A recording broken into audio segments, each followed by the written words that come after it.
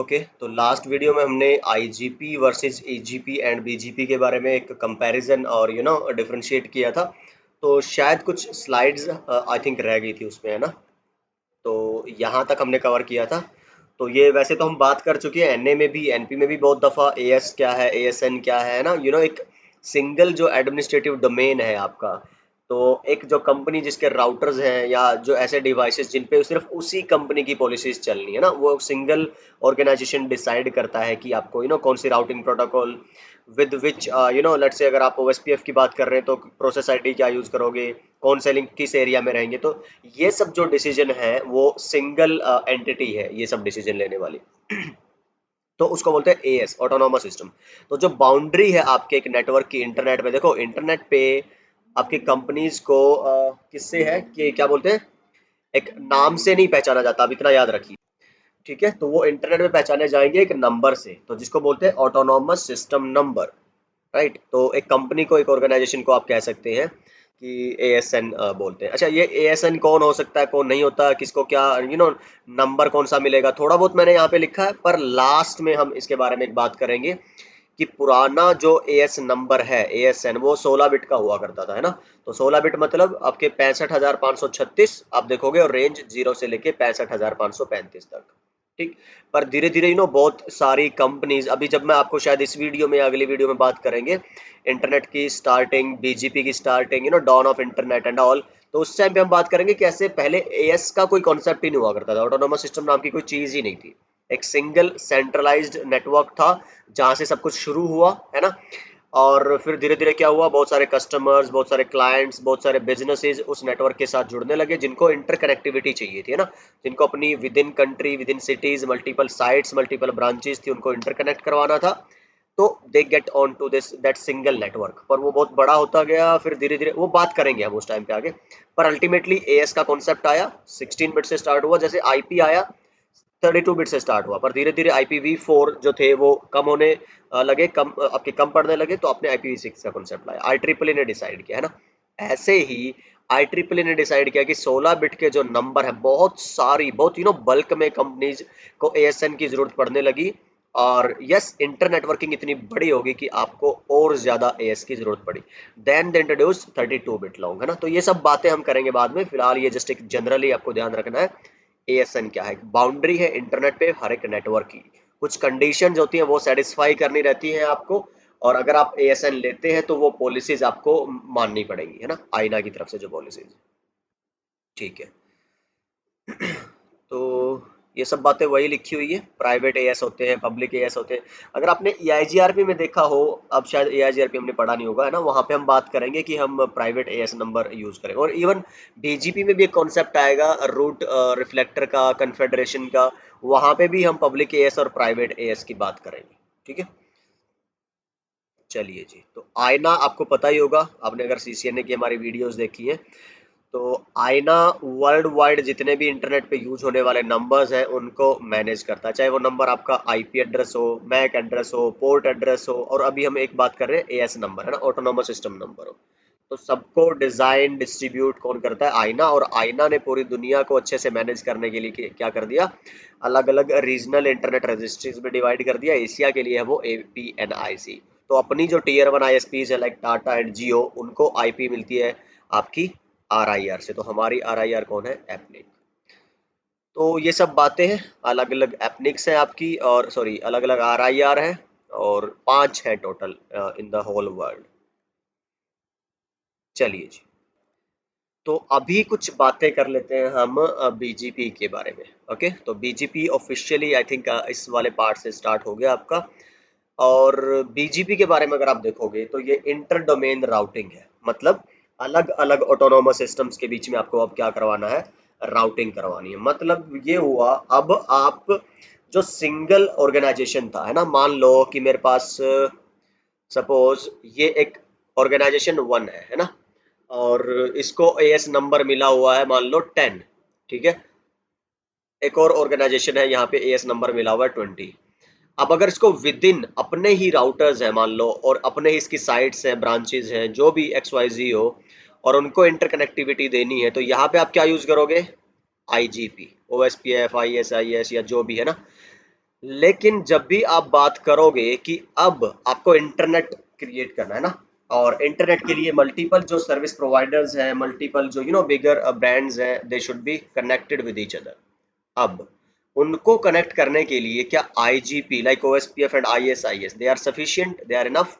No, they are not. तो उस time पे आपको यूज करनी होती है यहाँ पे ईजीपी, एक्सटीरियर गेटवे प्रोटोकॉल, और यहाँ पे रोल आता है किसका? बीजीपी का। हम ये बात कर चुके हैं। तो ये एक अलग राउटिंग डोमेन है जिसको एएस बोला जाता है, ये अलग राउटिंग डोमेन है, एएस बोला जाता है, और उनको इंटरकनेक्ट करता है फिर आपका बीजीपी प्रोटोकॉल। तो ये बात हुई आपकी। ये मैंने आपको फर्स्ट वीडियो में ही बताया था सॉरी, कि जो बीजीपी है उसको आपका बनाया गया था रिलायबिलिटी के लिए, है ना, स्केलेबिलिटी के लिए, पर स्पीड के लिए नहीं। ठीक, आपको ट्रैफिक कैसे चाहिए अपने नेटवर्क में, आपको एग्जिट कैसे करवानी है अपनी ट्रैफिक अपने एएस नंबर से दूसरे में भेजने के लिए, वो कंट्रोल जब आपको चाहिए उसके लिए आप यूज करते हो बीजीपी। और यस, स्पीड के लिए तो आपके आईजीपी मैंने बताया था, वो ज्यादा स्पीड रखती है आपके इन कंपैरिजन टू बीजीपी। अच्छा, अभी बात कर लेते हैं कि एक पाथ वेक्टर प्रोटोकॉल है कैसे।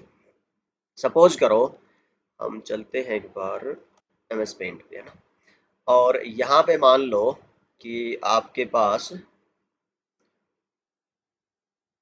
अगर हम बात करें कि एक एएस नंबर मेरे पास ये है, और एक एएस नंबर मेरे पास ये है, एक ये है, एक ये है, और फाइनली यहाँ पे है। ठीक, तो ये 5 एएस नंबर एएस है मेरे पास। ये एएस एन है 100, ये एएस एन है 200, ये एएसएन है 300, 400 एंड फाइनली 500। तो 5 अलग अलग ऑटोनोमस सिस्टम से होके आपका पैकेट गुजरता है, और ये सब आपके प्रोवाइडर्स हैं। मान लो सिंपल सा एक एग्जांपल अगर आप लो, तो सपोज करो ये आप नॉर्मल होम यूजर है, ठीक है, ये आपका लैपटॉप, ये आपके कनेक्टेड है वाईफाई राउटर से, इधर आपने कनेक्शन ले रखा है आपकी आईएसपी से। तो ये वो बात आगे मैं बढ़ा रहा हूँ जो मैंने सीसीएनए के लेवल पे इसको क्या बना के छोड़ दिया था?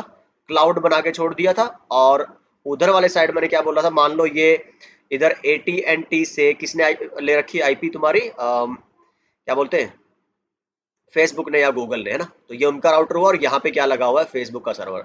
तो मैं तुम्हें हमेशा जनरली क्या बोलता था कि बस ये मान लो फिलहाल कि ये राउटर उस राउटर से कैसे ना कैसे करके जुड़ा हुआ है, किसके थ्रू? आईएसपीज के थ्रू। ये अलग अलग क्या है? सारी आईएसपीज है। तो एएस किसको रिप्रेजेंट कर रहा है? आपकी सर्विस प्रोवाइडर्स को, इंटरनेट सर्विस प्रोवाइडर्स को। और इसलिए मैंने इसको क्या बोला था हमेशा? क्लाउड। मतलब यही क्या है? Interconnection of ISPs as internet. तो उसी को हम एक्सपेंड करते हैं, उसी को हम जानते हैं, समझते हैं कि अब ये बैकग्राउंड क्लाउड में क्या हो रहा है, बीजीपी के थ्रू।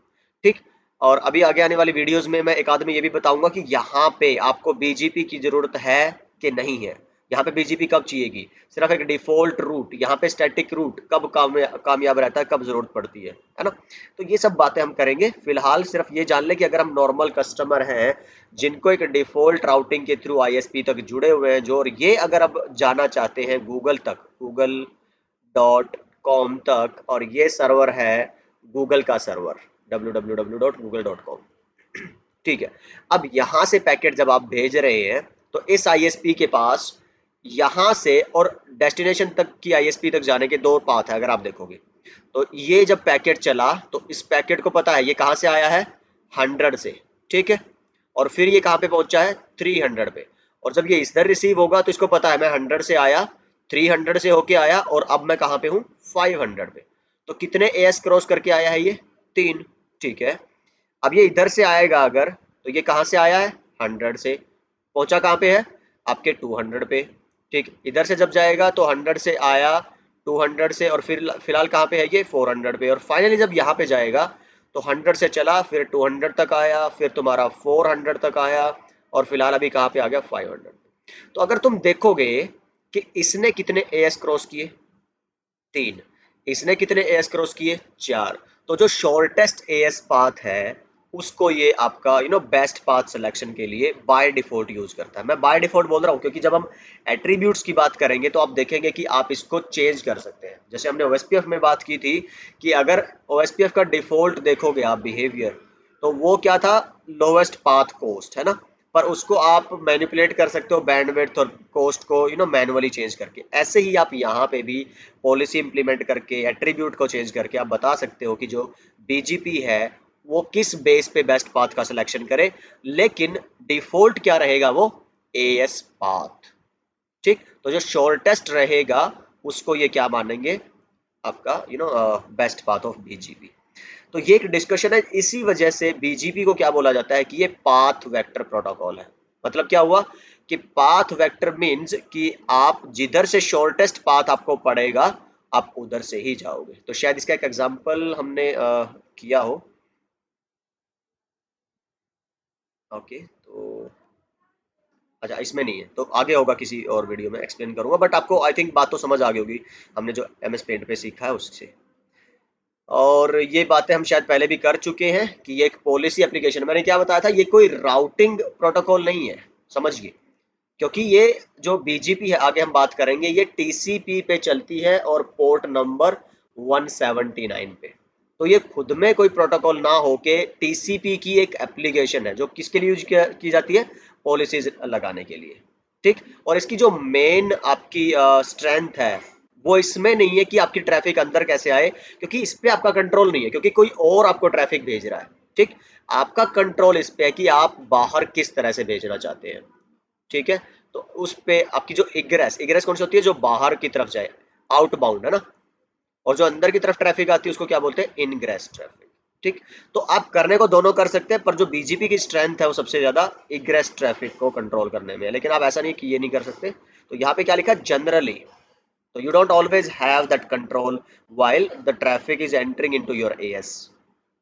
एक और चीज है यहाँ पे, आप कभी भी नोटिस करोगे ना, तो मैंने यहाँ पे जब भी बीजीपी की बात मैं कर रहा हूँ तो क्या लिख रहा हूँ, तुम देखो ध्यान से कि मैंने यहाँ पे लिखा है AS। तो यहाँ पे मैंने कोई राउटर नहीं बनाया है सच। ठीक, क्योंकि जैसे आप आईजीपी में अलग अलग राउटर को रिप्रेजेंट करते थे ना, अलग अलग साइट्स के लिए, यहाँ पे पूरी कंपनी को, पूरे एएस को कौन रिप्रेजेंट करता है, आपका नंबर। अब यहाँ पे आप राउटर और वो सब नहीं बनाओगे। ठीक है, तो पूरी कंपनी को रिप्रेजेंट कौन करता है, आपका एक नंबर, जिसको क्या बोलते हैं, एएसएन। तो आई होप ये बात आपको समझ आ गई होगी।